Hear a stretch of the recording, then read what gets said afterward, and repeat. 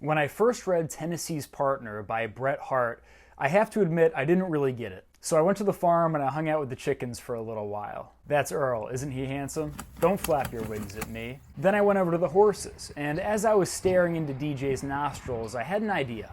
Perhaps I had missed what the story was really about. Tennessee's Partner is one of the first stories of a classic brotherhood, wild western sort of duo. And even though the story doesn't focus on the type of drama that we might expect in that story, what it really focuses on is the relationship between these two men who are very different from each other and yet depend on each other. This is one of the best short stories to depict male romantic friendship, or at the very least, intimate male friendship, in a way that's accurate and not overbearing. Before we get into it, thank you so much to the 200 of you who have already subscribed to the channel. Subscribing is the best way to help a small channel like mine, and at this point, every subscription really helps. So thank you so much, and if you can, please hit that subscribe button. I really appreciate it. And now, let's dive right into the text. So Tennessee's Partner is a little bit confusing at the very beginning because we don't ever know Tennessee's partner's name. We just know him as Tennessee's partner.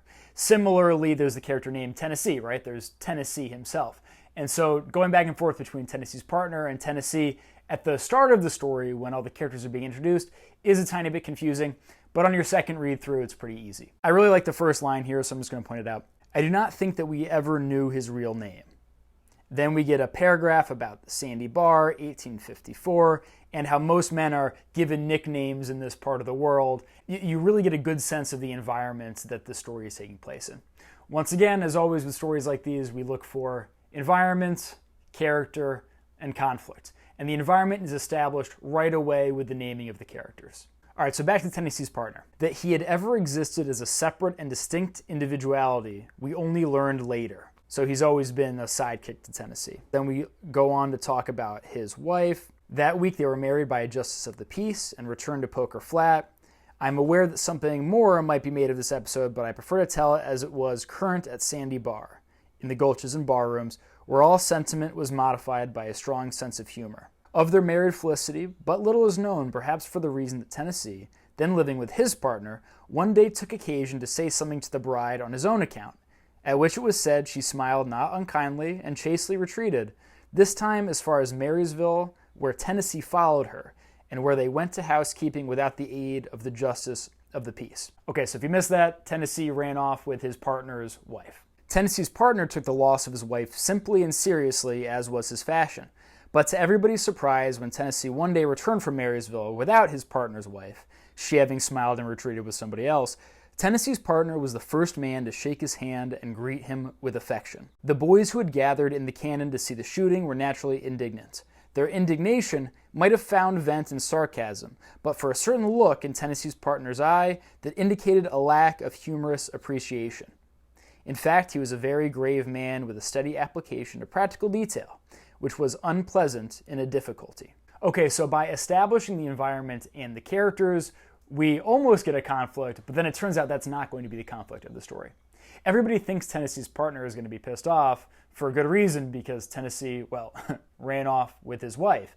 But as it turns out, the partner cares more about Tennessee than he ever seemed to care about his own wife. So here we see that Tennessee's partner's primary relationship in his life, the person he cares about the most, is Tennessee, not anybody else. This bit of characterization is really cool because it separates Tennessee's partner from all the other men in this town who are ready for this shootout and they're ready to die over this instance. But Tennessee's partner, well, he's just glad that his friend's back. Major spoilers from this point in the video on. So Tennessee robs some kid and he gets caught up by this judge, and the judge sentences him to death. Tennessee's partner tries to bribe Tennessee's way out of it, and he kind of fails. So that's the conflict of the story, is that Tennessee is going to be hanged for his crimes. So after Tennessee is executed, Tennessee's partner comes to get the body, and we get this moment here. Tennessee's partner is burying Tennessee at his own house, and then he speaks to the crowd that's followed him there. When a man, began Tennessee's partner slowly, has been running free all day, what's the natural thing for him to do? Why, to come home. And if he ain't in a condition to go home, what can his best friend do? Why, bring him home. And here's Tennessee's been running free, and he brings him home from his wandering. And then as Tennessee's partner is dying, he says that he's going to go meet Tennessee. He has to go meet Tennessee.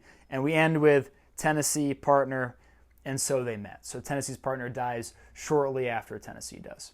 Now, some people might argue that this is a story that's a depiction of two gay lovers in a time period where you weren't allowed to write a story like that. And I can see that there are some moments where you can make that argument. For instance, the best one I think that doesn't reduce the story is that, well, Tennessee's partner should be more mad that Tennessee ran off with his wife. Why would he forgive him so easily? And then, of course, the burial scene is very intimate. You know, he says he's bringing him home to where he belongs and that sort of thing. That's definitely an argument that you could make. I'm just not sure if there's enough evidence for that. And I do think that the story is far more powerful when we just think about, you know, how masculinity is usually depicted. And the fact that we could have a depiction of such an intimate relationship between friends, I think, is really powerful. It's something that if you've ever been on a sports team or done some really hard manual labor with some other guys, well, it's the kind of relationship that's very different from a romantic love with a woman or somebody that you're sexually attracted to. And yet, it's just as important for feeling fulfilled in your day-to-day life. It's something that I wish was depicted more often for men so that, you know, young men knew that that sort of thing was okay. I think that the secretly gay argument, while definitely true in some cases, I just think it's a little bit overmade right now, and it's a little bit clickbaity and very popular. I definitely think that it's true in some cases, but here, I tend to say with short stories, if it's not on the page, it's not there.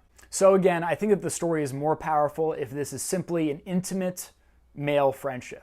You can even call it a romantic friendship. So what do you think about this story? What do you think about my theory? Do you agree or disagree? Is there any other stuff that you picked up from the page or anything else that you like about it? Let me know in the comments below. In general, I always appreciate theories that add value to a piece of work as opposed to reducing a piece of work. I find a lot of people to be overly critical sometimes, especially when it comes to literature, and it's really fun just to point out really great stories and add theories that could potentially make them even better. What should we read next? What should I eat for dinner tonight? All of that we'll decide sometime around 5 p.m. Thanks so much for watching, everybody, and please subscribe if you haven't already. Make sure you drink enough water and get enough sleep. Summer is here. Stay hydrated. All right, everybody, I'll see you in the next video. Have a good one.